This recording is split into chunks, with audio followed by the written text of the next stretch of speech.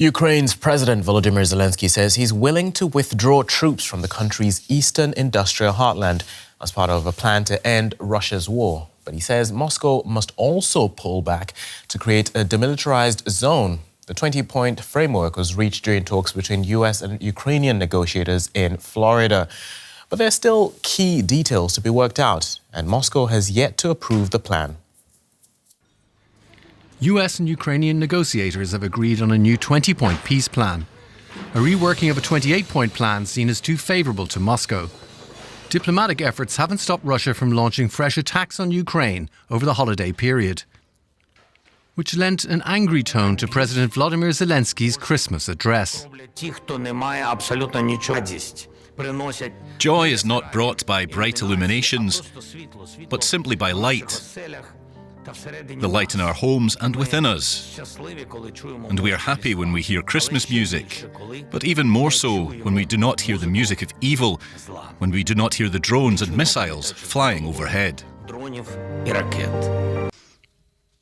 The main points of the US-backed peace proposal are that Ukraine's sovereignty will be reaffirmed, Russia and Ukraine will sign a non-aggression agreement, and the US, NATO and European countries will provide Ukraine with security guarantees that mirror Article 5 of NATO's Mutual Defence Clause. Ukraine will also maintain its armed forces at their present strength of 800,000 troops. But sensitive issues remain unresolved, such as territorial control in Ukraine's eastern industrial heartland, along with the management of the Zaporizhzhia nuclear power plant. Moscow says Putin has been briefed on the latest reworking.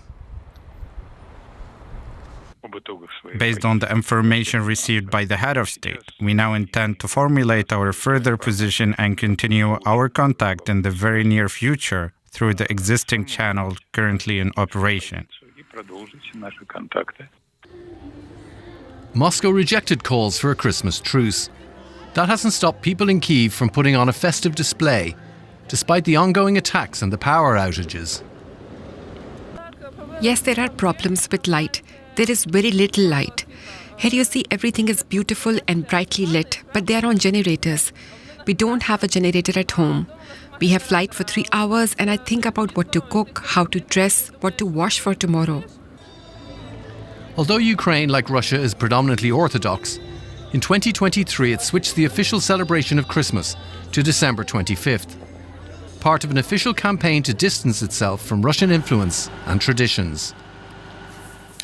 Let's now speak to DW Special Correspondent Nimisha Jaiswal, and she joins us from Kyiv. Nimisha, another wartime Christmas in Ukraine. Can you give us more of a picture of the mood there?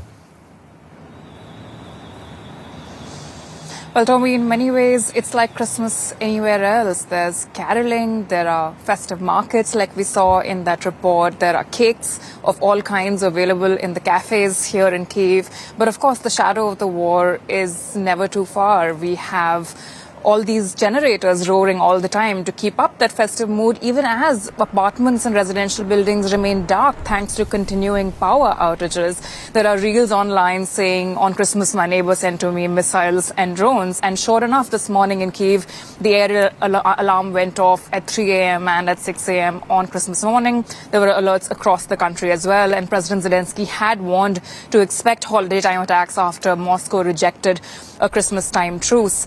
And this continues to influence the mood over here. And last evening as well, in his address, President Zelenskyy said to the nation that there is a tradition of putting out a wish on Christmas, and all Ukrainians might wish, may he perish, referring to Russian President Vladimir Putin. But he said Ukrainians must also come together for a greater wish, which is a wish for peace and a wish for togetherness.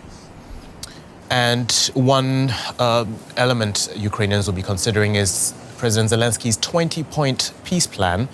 How is that being received?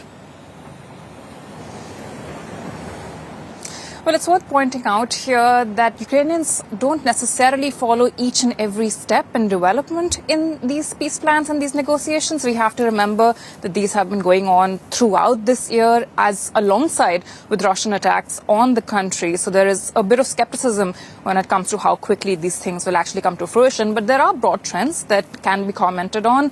In a recent poll, it showed that 75% of Ukrainians reject the Russian version of the plan, especially the aspect of a Ukrainian withdrawal from the Donbass. There has been concessions too, of course. Ukrainians have broadly agreed to de facto recognition of the front line, but the main demand is security guarantees, which this 20-point peace plan does outline. But it's also interesting to see that most Ukrainians do not expect this war to end anytime soon. The same poll that I referred to showed that a third of Ukrainians do not expect this war to end in 2026 at all. So even as these negotiations continue on the ground here, there is a fair amount of skepticism because Russia is not seen as being anywhere close to agreeing to any of the concessions or the agreements that Ukraine is offering.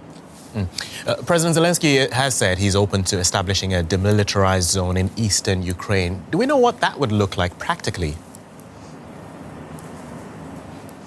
Now, that's one of the big ones, definitely, Tommy. There has been more and more details emerging, the most clear outline, of course, coming out yesterday. But Zelenskyy has been hinting on an openness to the special economic zone, perhaps as a concession to the US and President Donald Trump, who has been pushing for Ukrainian withdrawal from the Donbass. Now, more specifically, Zelenskyy has said if Ukraine pulls back 5 kilometers, Russia must pull back 5 kilometers, 10 kilometers, 40 kilometers. These are the three numbers that he gave, that if Ukraine pulls back that much, Russia must also match that pullback, that any demilitarized zone must be monitored by Ukrainian police. He rejects Russian police monitoring this zone.